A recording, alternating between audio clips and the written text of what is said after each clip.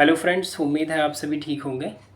और देखिए, R O को लेकर आयोग की तरफ से जैसे ही नोटिफिकेशन आया कि आपका आर ओ एग्ज़ाम जो री एग्ज़ाम होने वाला है, अब वह 27 जुलाई 2025 में कंडक्ट कराया जाएगा और सिर्फ एक ही पाली में होगा।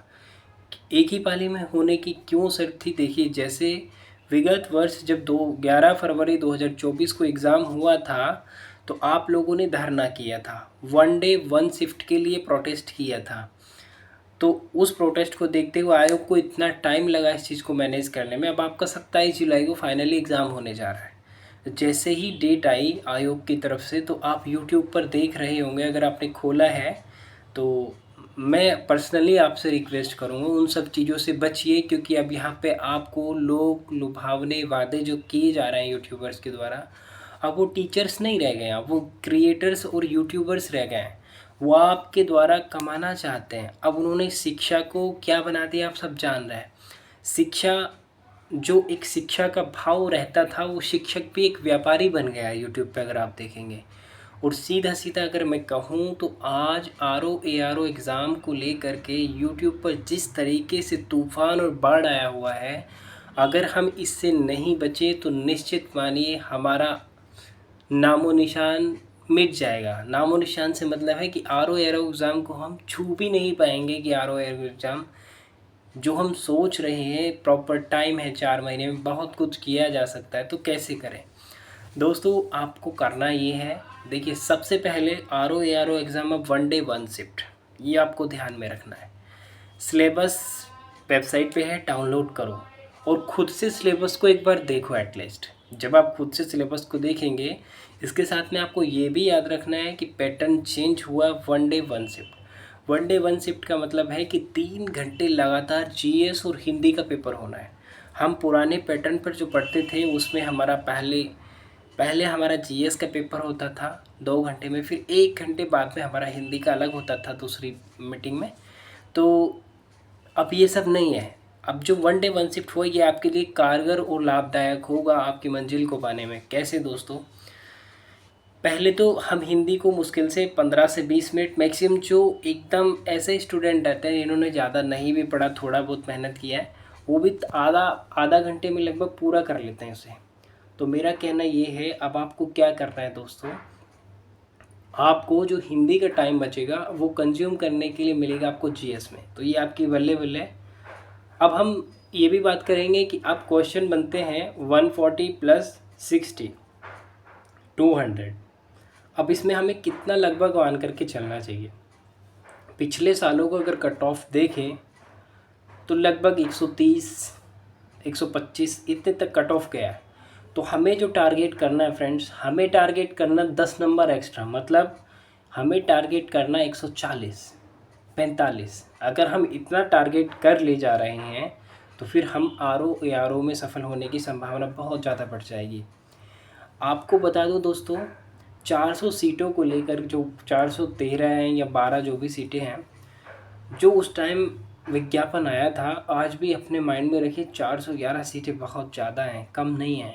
काफ़ी टाइम बाद आर ओ की ये भर्ती होने जा रही है। तो अब आपको क्या करना है? दो ही फॉर्मूले हैं। सबसे पहले आपको पीवाईक्यू पर सबसे ज़्यादा फोकस करना है दोस्तों। पीवाईक्यू को रटना नहीं है, एनालिसिस करना है। कोई भी पीवाईक्यू घटना चक्र उठा लीजिए, आप यूथ कंपटीशन टाइम्स का उठा लीजिए, दोनों ही बेहतर एक्सप्लेनेशन है। जो उनसे आपको समझ में आता हो इजीली, उसको उठाइए। घटना चक्र में थोड़ा कम एक्सप्लेन किया गया, लेकिन यूथ कंपटीशन में बहुत ठीक ठाक एक्सप्लेन किया गया। तो इनका जो न्यू पैटर्न पर टेस्ट आ चुके हैं, मार्केट में मिलने लगे हैं, 3 घंटे का एक टेस्ट, या आप दोनों को अलग अलग टेस्ट खरीद लीजिए, हिंदी अलग और वो अलग। दोनों को मिला करके आप क्या काम करेंगे? बैठ करके ऑफलाइन मोड में लगाइए, 3 घंटे में टाइम लगा के। पहला काम आपको ये करना है।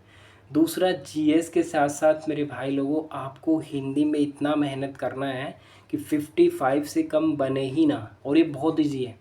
इसके लिए आपको करना पड़ेगा सबसे ज़्यादा फोकस पर्यायवाची शब्दों पर। यहाँ पर हमारे नंबर कटने की संभावना बहुत ज़्यादा होती है, तो इसीलिए इसको स्ट्रॉन्ग बनाइए।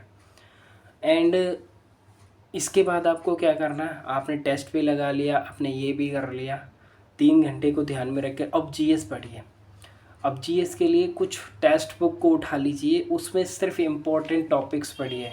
जैसे ही आप पीवाईक्यू पढ़ेंगे तो आपको पता चलता रहेगा पीवाईक्यू में आपको कोई क्वेश्चन नहीं हो रहा है और आपको दिख रहा है कि बार बार यहाँ से क्वेश्चन पूछे गए हैं, तो फिर आपको ये करना है कि उसी टॉपिक को फटाफट जाकर के स्टैंडर्ड बुक में, ये टेक्स्ट बुक में पढ़ लेना है।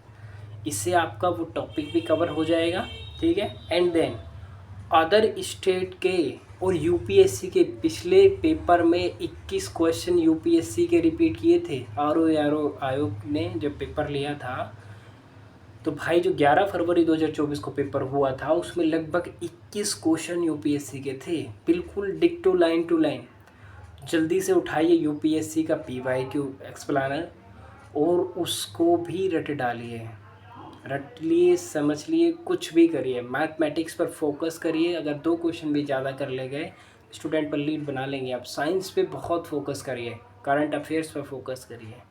तो ये थी कुछ बातें जो मतलब बैच वगैरह तो हम लोग नहीं बेच रहे हैं आपके सामने, हम तो आपको बताने आए यूट्यूब से बच्चे खुद से मेहनत करना स्टार्ट करिए। अगर आप ज़्यादा ही चाहते हैं ऑनलाइन तो टेक्स्ट बुक का सब्सक्रिप्शन लीजिए और हिंदी डेली उठने के तुरंत बाद चाय की तरह नाश्ते में लगा दीजिए एक टेक्स्ट बुक से ज़्यादा बेहतर कोई टेस्ट हिंदी का मेरे हिसाब से नहीं बना सकता है।